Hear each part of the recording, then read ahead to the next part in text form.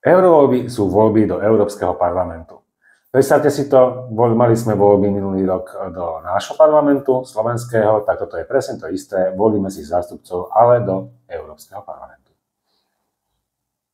Eurovoľby sa u nás budú konať tento rok 2024 8. júna.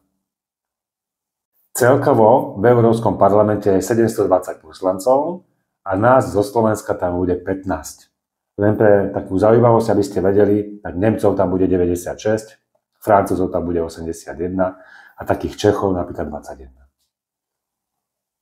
V eurovoľbách volíme jednoducho, volíme spôsobom ako aj v našich parlamentných voľbách slovenských, vyberieme si našu politickú stranu, tá má svojich kandidátov už odovzdaných na ministerstve vnútra, takže už vieme, koho tam môžeme voliť.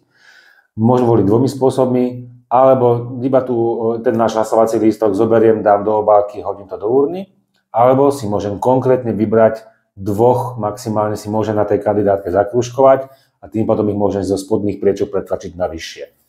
Ak tá politická strana získa aspoň 5% celkového počtu právoplatných hlasovacích lístkov, tak sa dostane do Europarlamentu a získa tam nejakých členov. Koľko členov získa, závisí od toho, ako v tých eurovoľbách dopadnú. Ak ste si vy zakrúžkovali nejakého, kandidáta, ktorého ste chceli predkrúžkovať, tak ten kandidát musí získať aspoň 3% z tých všetkých tých hlasov, čo tá strana dostala, inak sa neprekrúžkuje vyššie. A keď napríklad nejaká politická strana získa čo aj 10 hlasov z tých 15, ktoré tam môžeme v Európe mať, tak pekne krásne pôjdu podľa poradia a zoberú tých kandidátov, ktorí boli na tých kandidátnych listinách napísaní. V eurovoľbách môžeme voliť jedine osobne na Slovensku. Takže žiadne posielanie hlasov zo zahraničia, ani poštou, ani nejakým iným spôsobom sa to nedá. Volíme tam, kde máme trvalý pobyt, takže klasika obecný úrad alebo môj volebný okresok na nejakom meste. Ak by som nevolil tam, kde mám trvalý pobyt, tak musím požiadať o voličský preukaz. Viem to urobiť poštou alebo e-mailom. Túto žiadosť môžem zaslať do 20. mája na obecný úrad, ale ak to nepošlem, tak to môžem urobiť jedine osobne a to môžem urobiť do 7.6. zase na obecnom úrade. Obecný úrad mi vystaví voličský preukaz a potom môžem voliť hoci ako v inom okrese. Takisto ako keď volíme v našich slovenských parlamentných voľbách, tak chceme, aby tí kandidáti, s ktorými sa najviac totožňujeme a že majú náš názor, tak ich tam chceme zvoliť.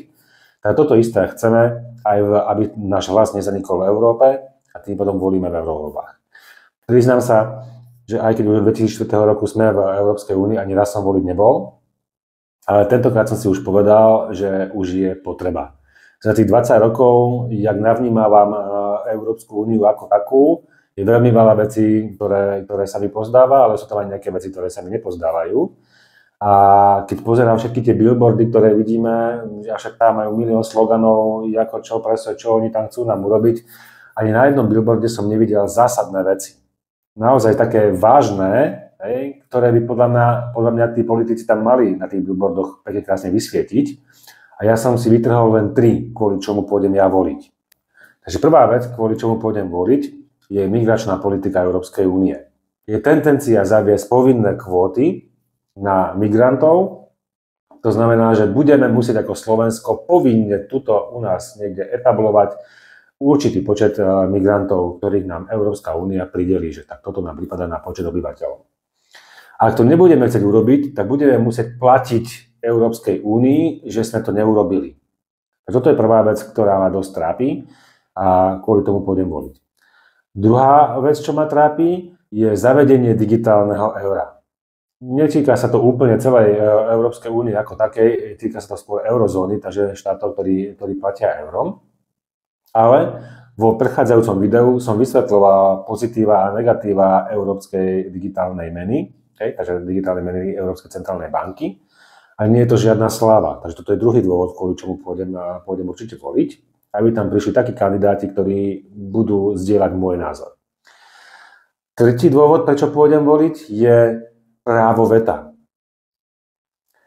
Právo veta znamená, tak bola aj postavená Lisabonská zmluva, že ak nejaký členský štát nesúhlasí s niečím, tak má právo veta a ten zákon neprejde. Západné krajiny, tak s tými väčšími počtami obyvateľov a s viacerými tým pádom aj zástupcami, tak oni by veľmi radi zaviedli to, že akože my sa to dohodneme, ako si to želáme a vy budete šúchať nohami. Takže ja právo veta považujem ako súčasť Lisabonskej zmluvy ako zásadnú, lebo kľudne sa slobodne môže hociktorá krajina vyjadriť, že s týmto nesúhlasím. Poďme nájsť iné znenie toho zákona. Ale ako nájsť sa práva veta zdáme, tak keď si predstavte situáciu takú reálnu, vonku bude -10, bude snežiť, fujavica bude proste a oni vás pošlú okopávať záhradu a vy poviete ako Slovensko, že nie, my s tým nesúhlasíme, ale že nemáme právo veta, tak povedia, aj keď nesúhlasíte, nech sa páči, pôjdete. Takže čisto budeme už len otroci. Takže kvôli tomuto, to je tretí dôvod, kvôli ktorému pôjdem ja voliť. Takže toto sú zásadné veci, ktoré by možno na tých billboardoch mali svietiť a nie to, či bude mať zakrivenie banánov pod takýmto ohlom alebo pod iným. Rozhodnite sa, naštudujte si to, pozrite si kandidátov, ktorí sa vám pozdávajú, nájdete si, v ktorých stranách vôbec na tej kandidátke napísaní sú, aby ste si vedeli správne 8.6. vybrať, ale určite voliť chodte. Vzdelávajte sa, zoberte si život do vlastných rúk.